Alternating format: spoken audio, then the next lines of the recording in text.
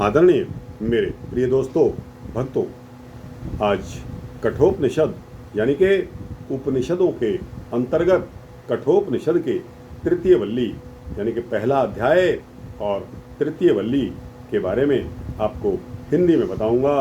दोस्तों, इनकी संस्कृत बहुत ही गूढ़ संस्कृत है। इसमें समय भी खराब होता है, पढ़ने में भी अड़चन आ जाती है और मोर ओवर आपको इसका अर्थ तो समझ में आएगा नहीं। अतः मैंने यही ठाना है कि इन जितने भी मंत्र हैं इनकी हिंदी आपको सुनाता चलूं। तो दोस्तों, तृतीय वल्ली पहला अध्याय कठोपनिषद यहाँ शुरू करते हैं। उम्मीद करता हूँ कि आपको यह वृत्तांत पसंद आएगा। तो दोस्तों, बिना समय गवाए आइए इस तृतीय वल्ली के वृत्तांत को शुरू करते हैं। दोस्तों और भक्तों, यम ने कहा कि ब्रह्मवेताओं का ऐसा कथन है कि श्रेष्ठ कर्मों के फलस्वरूप प्राप्त मनुष्य शरीर में सर्वश्रेष्ठ स्थल अंतःकरण रूपी गुहा में स्थित कर्म फल को भोगने वाले दो परस्पर भिन्न तत्व छाया और धूप के सदृश विद्यमान हैं, जो 3 बार नचिकेत अग्नि का चयन करने वाले और पंचाग्नि यानी के गार्हपत्य, दक्षिण, आहवनीय, सभ्य और आवसत्य विद्या के साधक हैं, उनका भी ऐसा ही कथन है। जो श्रेष्ठ कर्मों के निष्पादक साधकों को भवसागर से पार करने में समर्थ हेतु स्वरूप हैं, उस नचिकेत अग्नि को हम भली प्रकार समझें। संसार रूप समुद्र को पार कर जाने के इच्छुक साधकों के लिए जो भय रहित सर्वश्रेष्ठ आश्रम यानी के अवलंबन है, उस अक्षर ब्रह्म नाश रहित परमात्मा तत्व को जानने में हम सक्षम हो जाएं। हे नचिकेता, आप आत्म तत्व को रथी यानी कि शरीर रूपी वाहन का स्वामी, शरीर को रथ वाहन बनाओ, बुद्धि को रथ संचालक सारथी तथा मन को इंद्रिय रूपी अश्वों को वश में करने वाली लगाम समझो।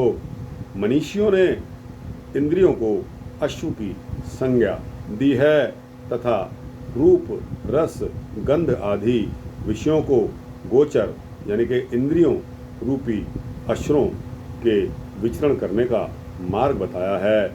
इस प्रकार शरीर, इंद्रिय और मन से युक्त आत्मा को सुख, दुख आदि का अनुभव करने वाला भोक्ता बताया गया है, जो सदा विवेकहीन बुद्धि वाला और अनियंत्रित इंद्रियों वाला होता है।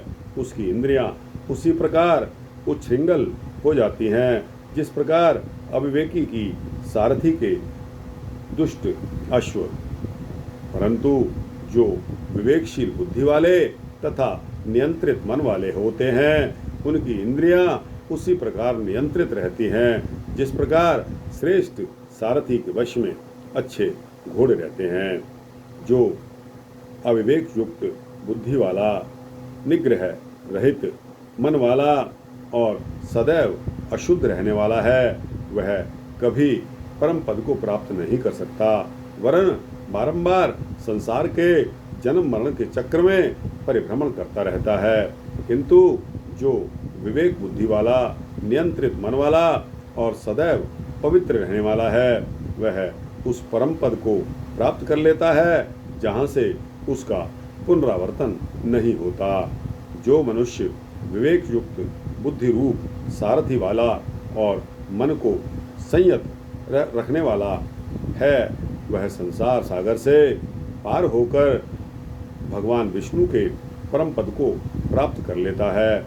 इंद्रियों की अपेक्षा उनके विषय अधिक श्रेष्ठ हैं, विषय से मन श्रेष्ठ है, मन से बुद्धि और बुद्धि से भी उत्कृष्ट यह महान आत्मा होती है।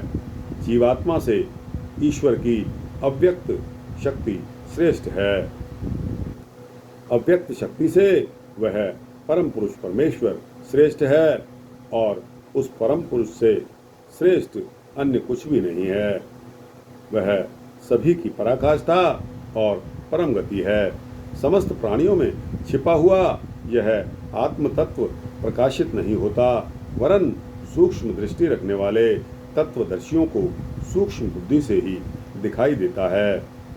बुद्धिमान प्रज्ञावान व्यक्ति के लिए यह उचित है कि वह सर्वप्रथम वाक आदि इंद्रियों को मन में लीन करे, मन को ज्ञान स्वरूप बुद्धि में निरुद्ध करे, बुद्धि को महान तत्व आत्मा में विलीन करे और उस आत्मा को परम पुरुष परमात्मा में नियोजित कर दे।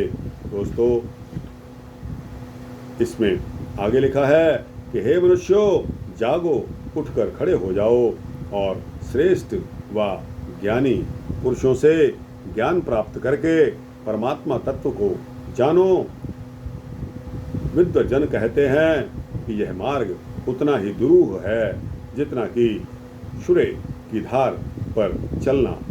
दोस्तों, यह वह ब्रह्म शब्द स्पर्श रूप रस और गंध से रहित है, अर्थात इन सब से परे है। वह अविनाशी, अनादि और अनंत है। वह आत्मा से भी उत्कृष्ट और ध्रुव यानी कि सत्य स्वरूप है, अटल है। उस परम तत्व को जानकर मनुष्य मृत्यु के मुख से छूट जाता है। इसलिए परम तत्व को जानना आवश्यक है।